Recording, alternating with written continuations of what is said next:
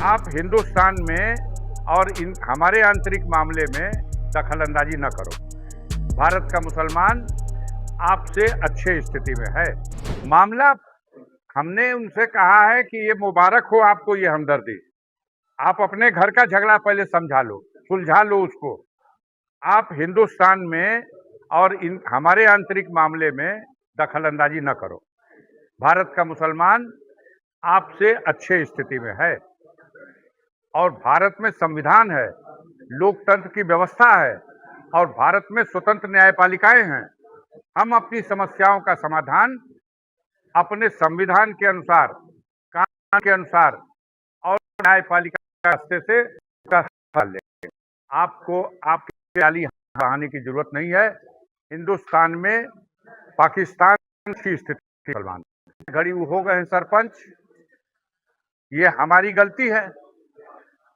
हम अपना डंका तो बजाते रहे कि हम विश्व गुरु हैं, लेकिन परिस्थितियों में एक ऐसा चमत्कार हुआ कि ईरान और अमेरिका और इजराइल, ये जो वार हुई, इस वार में पाकिस्तान सरपंच हो गया।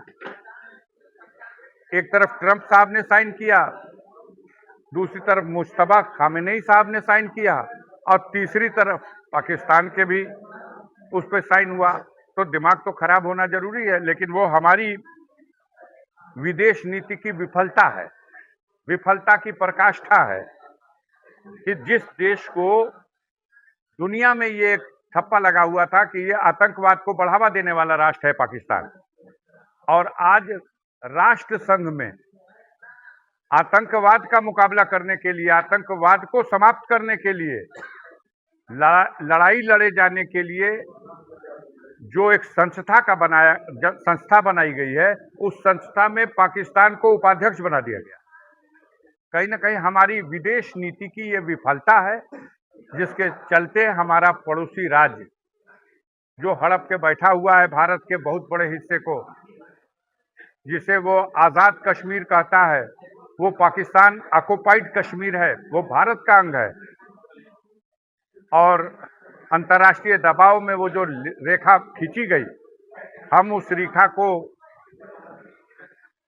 कल भी नहीं स्वीकार किया और आज भी नहीं स्वीकार करते, क्योंकि उसी रेखा पर मेरे एक पूर्वज ब्रिगेडियर उस्मान साहब 3 जुलाई को मातृभूमि की रक्षा करते हुए शहीद हुए। उनका 78वां शहादत दिवस अभी हम लोग 3 जुलाई को 10 दिन बाद मनाने जा रहे हैं। तो कहीं ना कहीं पाकिस्तान इस वक्त दुनिया में अपनी चालाकी से और अमेरिका का जो उनको सपोर्ट मिल रहा है, उसकी वजह से अपनी स्थिति को मजबूत कर रहा है। लेकिन भारत के आंतरिक मामलों में न बोले।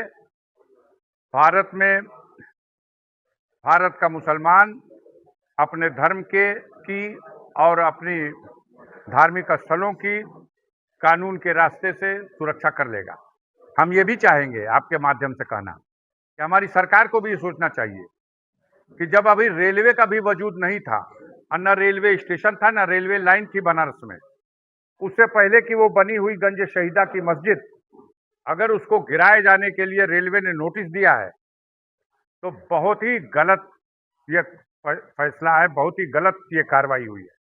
सरकार को इंटरफियर करना चाहिए, रेलवे को मना करना चाहिए कि आप ऐसा कैसे कर सकते हो। हमें जहां तक पता चला कि मस्जिद कमेटी के लोग माननीय उच्च न्यायालय इलाहाबाद में सारे तथ्यों को लेकर गए हैं और हमें उम्मीद है कि वहां से न्याय मिल जाए। ऐसे में एसआईटी की जांच भी चले और जहाँ पर जानकारी आ रही है तो उसमें सबको सब ऑल इज वेल बताने की बात करी जा रही है। देखिए, माननीय राष्ट्रीय अध्यक्ष अखिलेश यादव जी ने जब पहली बार ये बात कही तो बड़ा मिर्चा लगा था सारे लोगों को।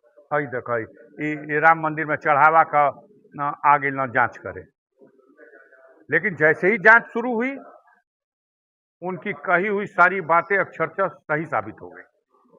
चोरी हुई है, भयंकर चोरी हुई है, और अब धीरे धीरे भंडा फूटता जा रहा है।